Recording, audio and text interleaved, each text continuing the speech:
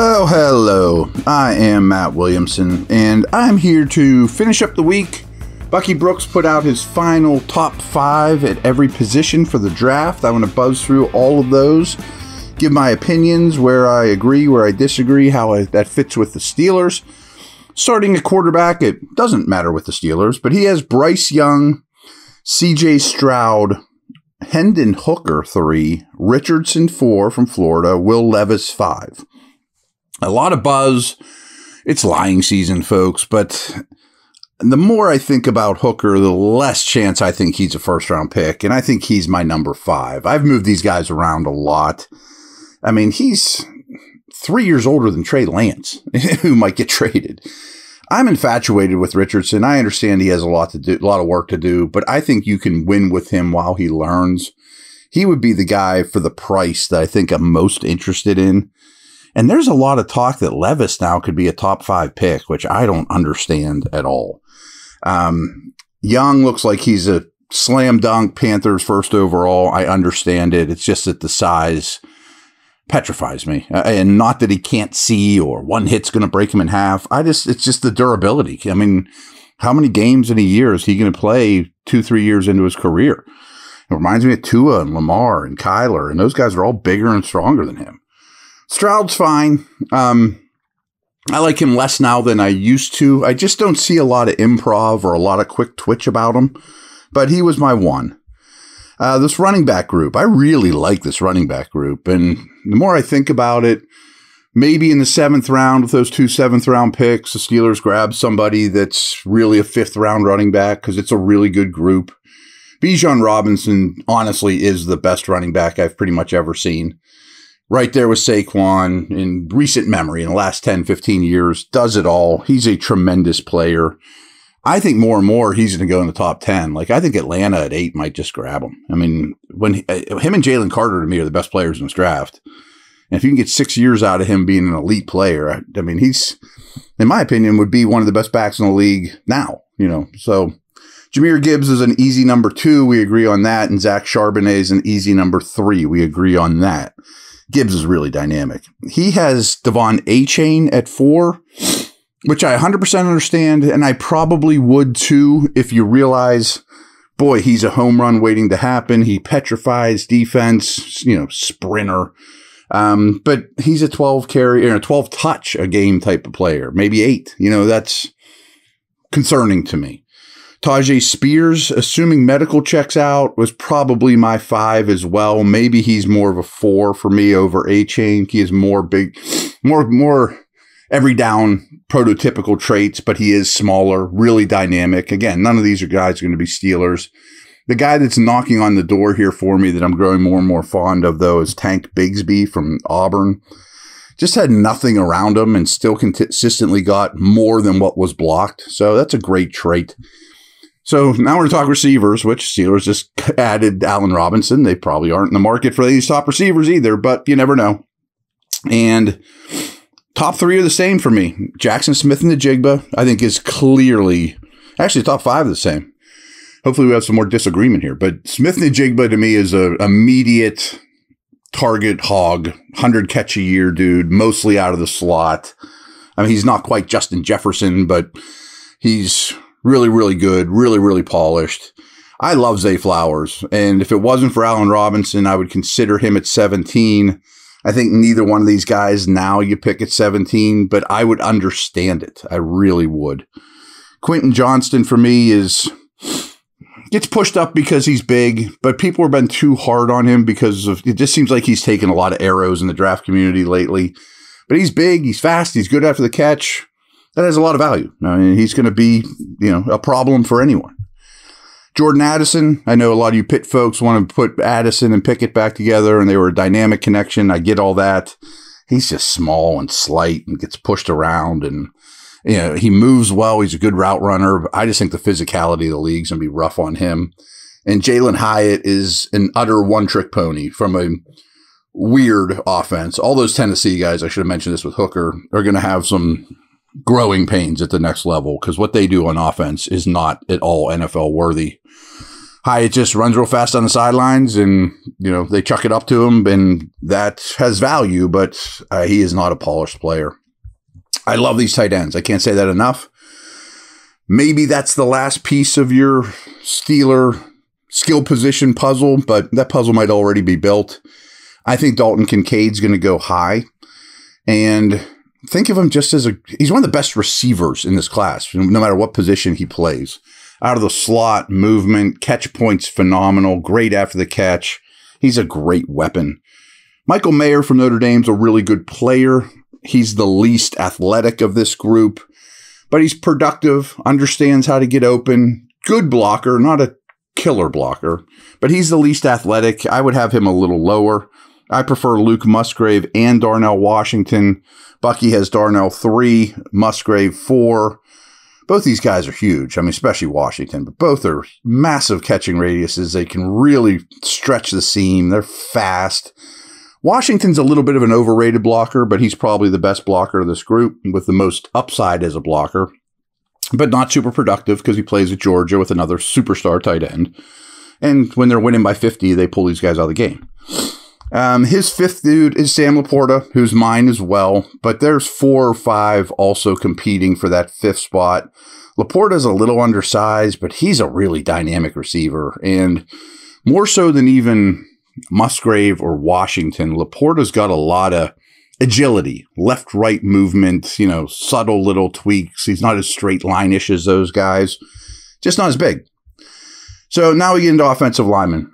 He puts Skoronski as a tackle at 1. I would put Skoronski with the guards. Paris Johnson at 2. Broderick Jones at 3. I think all those guys are going to be gone. I would go Johnson, Jones, Wright from Tennessee, who he has at 4. And I have a lot of reservations if Wright can play left tackle. So I think I'm passing on him at 17. And then Anton Harrison, who's really interesting to me too, is his 5th guy, as is mine. So some of these college games you watch, I mean, what they do, kind of like we talked about Tennessee, it's tough to translate to the league. I mean, he plays in the Big 12 at Oklahoma, and he faces a lot of 3-man fronts. I mean, how often do you see a 3-man pass rush, a 3-man front? And such a high percentage of Oklahoma's throws are RPOs where he really doesn't even have to do anything. The ball comes out immediately. But if you watch just his real pass sets, they're really good.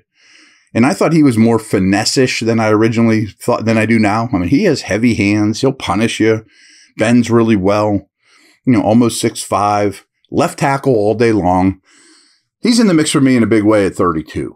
So, interior O-line. He goes Osiris Torrance, then Steve Avila, John Michael Schmitz, Luke Whippler from Ohio State, and then Joe Tippmann. I think Torrance is plug-and-play of player as there is in this draft. Put him in a guard, boom, he's a starter. Might be in contention for Pro Bowls, but he's just a guard.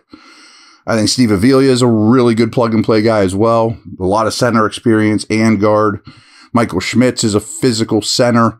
I don't think I'm spending the price for any of these dudes, though, for the Steelers. They've done so much interior O-line work. And I like Tippmann more than I like Whippler. Whippler's a really good player. He's just the most limited specimen of this group. He's a little smaller. He's not a blow-you-away athlete, but he's a technician. Let's take a little break. We'll go back and hit the defense.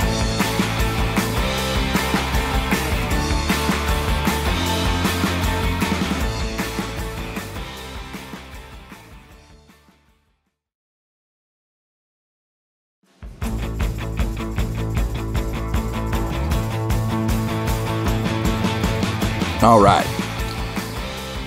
Edge defenders. This is a great group. I'm kind of hoping the Steelers get a day 2, maybe a little later edge, but it's deep. Paint the barn red. You got the red paint, you got the edge paint. Right now they have a hole at the 3rd spot there. Will Anderson's in contention for 2nd overall pick. He's a great player. A little small, and he's not as flexible as like a Von Miller and not as powerful as a Myles Garrett. Like, as elite edge guys go, he's at the bottom of the list of the elite, so take that with while you want, but I'll take the Bosa's over him. I mean, I don't think he is quite an elite player. There's a chance Tyree Wilson goes ahead of him. That's 2nd on Bucky's list. Traits, People love the length, and I get it. I mean, he's just not as good a football player as Anderson. Now, these guys aren't going to be in contention for the Steelers, those two. These next two might, and in a way, they're very similar in that they're both 6'5", 275 pounds. Please don't say, well, is that an edge or is that a defensive end in the 3-4? I don't care. He's just hard to block. We're going to put him all over the place. I just like Myles Murphy much better than Lucas Van Ness. Van Ness is a bully. He's a power player. There's not a lot of finesse to him. There's not a lot of bend. He's a lot stiffer. Murphy's much more athletic. He changes directions. He's much more fluid. He has just as long arms. He can power you too. I mean, I think he's a far superior player. And frankly, I would consider him at 17.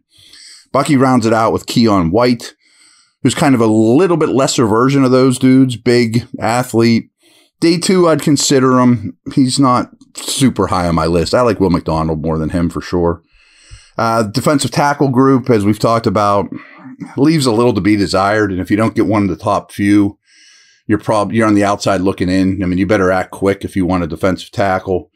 Told you guys a few times, I think Jalen Carter's easily the best player in this draft. Well, him or Bijan. He's the only player I would consider trading up substantially for. If he's there at 9 or 10, yeah, I mean, just bring him in, and he is a monster. You guys are familiar with Kalijah Kancey. I don't think he's for the Steelers. I do very much prefer Brian Brzee. I think he very much is for the Steelers.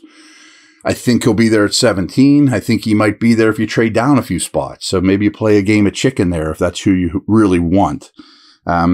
If you don't get Brzee, though, there's no one else you could say maybe that's Cam's successor.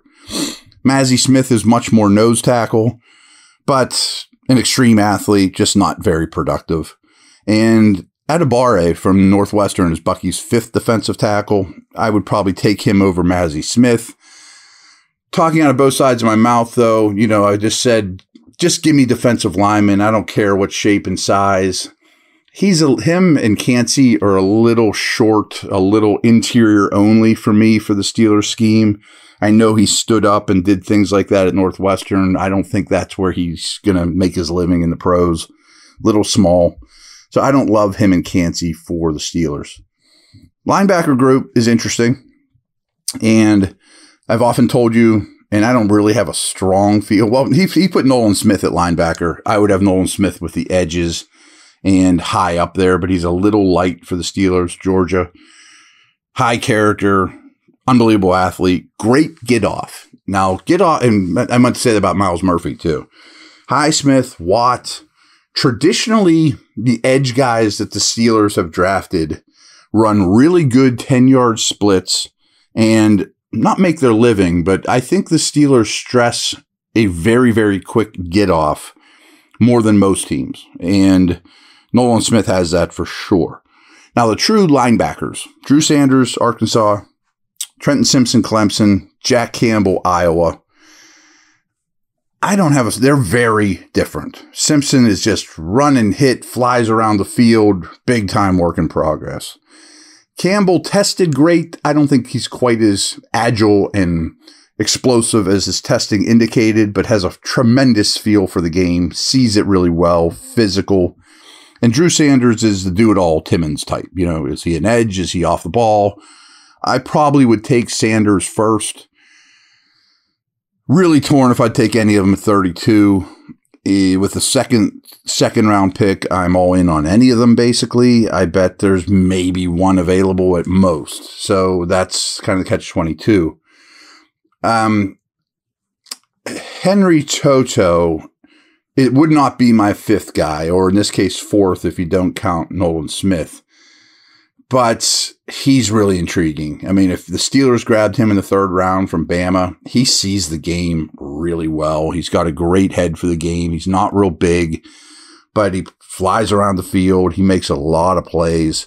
I'm a fan, but 3rd roundish. Now we move to corners. Of course, this could certainly be in play at 17. He goes Witherspoon, Gonzalez. I go Gonzalez, Witherspoon, potato. Neither one's going to be there at 17. Porter's at 3. I'm cool with that. If Porter's the 17th pick, I totally get it. He does need some work in his pedal, and in playing off. And we didn't say that, and I'm not sure I've told you this, but it's alarming. Well, not alarming. I mean, it's telling that he did not run a shuttle. He did not run a 3-cone either at the combine or his pro day. Any of the change of direction drills, he just chose not to do because he's not good at them. I mean, if he was awesome at them, he would do them. So he's a certain type, and I can understand why teams won't love him, but his traits are magnificent. He has Cam Smith at 4. I'm souring on him. He would not be in my top 5. A lot of penalties, a lot of mistakes, a lot of good traits, more zone than man, which I don't love. Emmanuel Forbes from Mississippi State. I'm starting to warm up to him. I mean, it just killed me as a scout to look at him and be like, he's 166 pounds at the combine when he's trying to get as heavy as he can for the scouts. But his tape's better than everybody's. He's just a good player, and he has long arms, and he doesn't play small.